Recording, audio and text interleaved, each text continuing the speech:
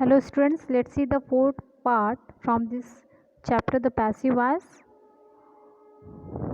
Let's see the interrogative sentence. In the interrogative sentence, जैसे present indefinite में जो उसकी helping verb है, do, does, past में did, ये जब हम sentence के बिल्कुल front पे लिखते हैं तो ये क्वेश्चन वर्ड्स बनाते हैं, और जब हम इसकी पैसिव बनाएंगे तो इसकी जो इज एम आर, अगर डू डज है तो इज एम आर, डिड है तो वॉज वर, ये लगाते हैं।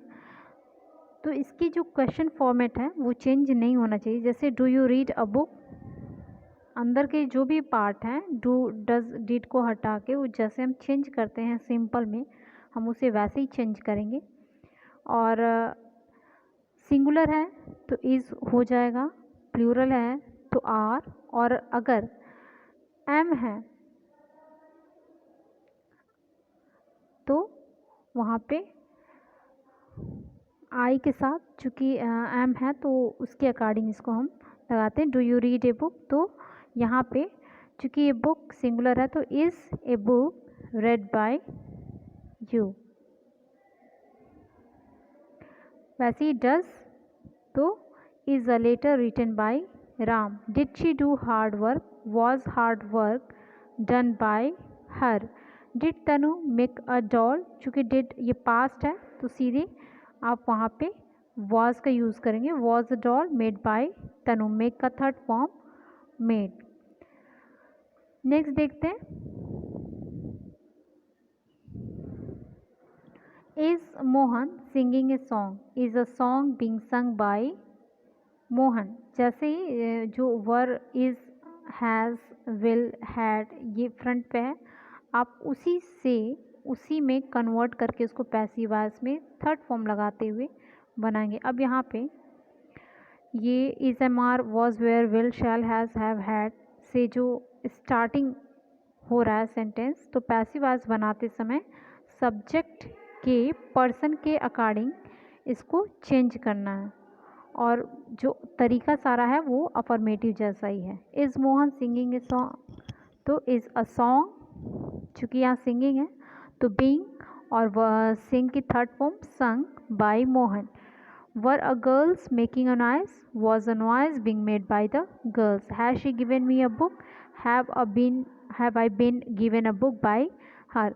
सेम प्रोसेस वही है। अब यहाँ पे मॉडल्स हैं, can, could, may, might, would, should, ought, to. इसे जब स्टार्ट होता है तो पैसिव वॉइस बनाते समय उनमें जो मॉडल्स में है कोई चेंज नहीं करते, और जो शेष है, जो रेस्ट पार्ट है वो अफर्मेटिव की तरह ही होगा। जैसे can you write English, can English.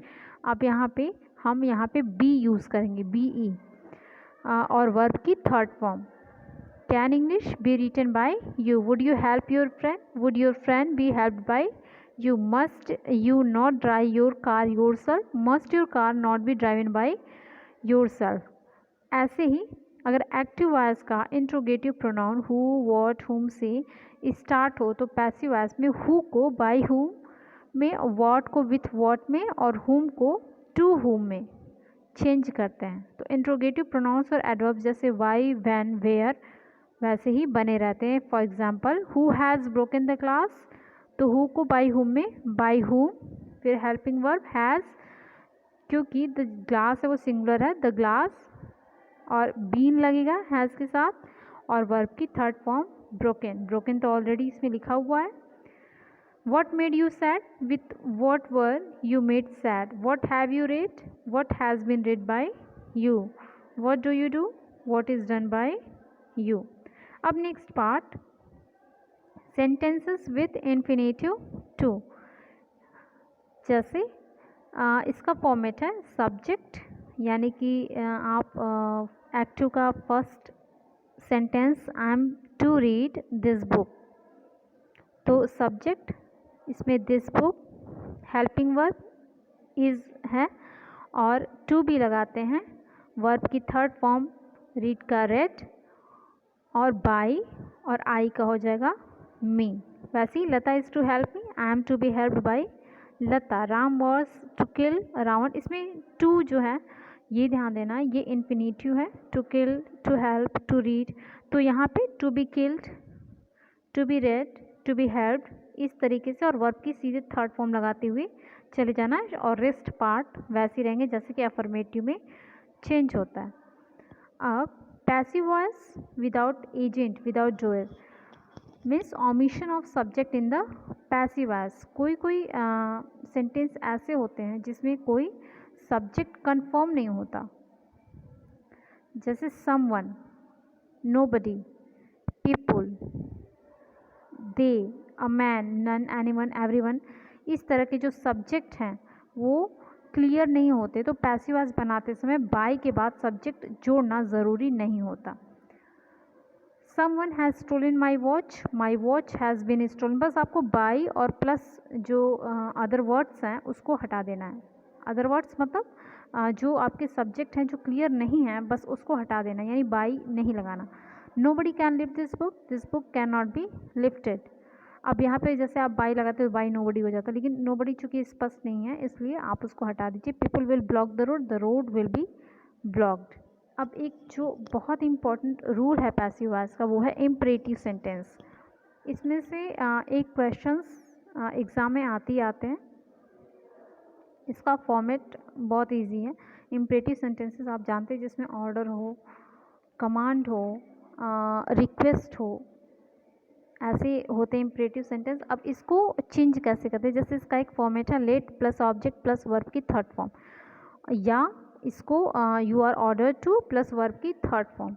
बस आपको सेंटेंस पहचानना है कि ये इम्परेटिव है और इसको लेट से चेंज कर दें या ऑर्डर्ड लगा के चेंज कर दें, जैसे रीड योर बुक।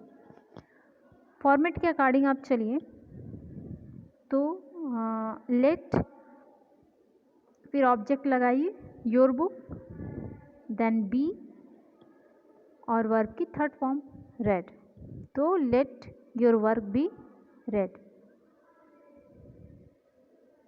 या फिर अगर ऑर्डर्ड से बनाए तो you are ordered to read your book, यानी कि टू और एक्टिव वॉइस की केवल टू रीड योर बुक उठा के लिख दीजिए और यू आर ऑर्डर्ड पहले आपको लगा देना है। Complete your work, let your work be completed, you are order to complete your work.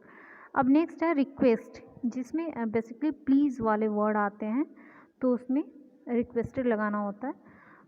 या फिर सेंस को देखते हुए, तो इसको जो रिक्वेस्ट वाले वर्ड हैं इसमें object plus should be plus verb की थर्ड फॉर्म, या you are requested to plus verb plus object. जैसे love your younger, your younger should be loved, इसको लेट से भी बना सकते हैं, let your younger be loved. Help me please, you are requested to help me, या come here, you are requested to come here. Help the poor, you are requested to help the poor, let the poor be helped, या poor should be helped.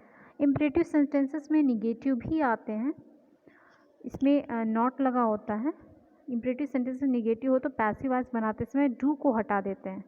Do not hate the poor, तो let the poor not be hated, बस do इसमें हटा देना है। Let the poor not be hated, या you are advised या requested not to hate the poor. Do not make a noise, let the noise not be made. Okay, तो ये जो पैसिव वॉइस है ये आपकी बेसिकली वर्ब और practice base है। आपके वर्ब्स क्लियर होने चाहिए और प्रैक्टिस करते रहेंगे तो ये चीज़ें क्लियर रहेंगी। Okay, thank you.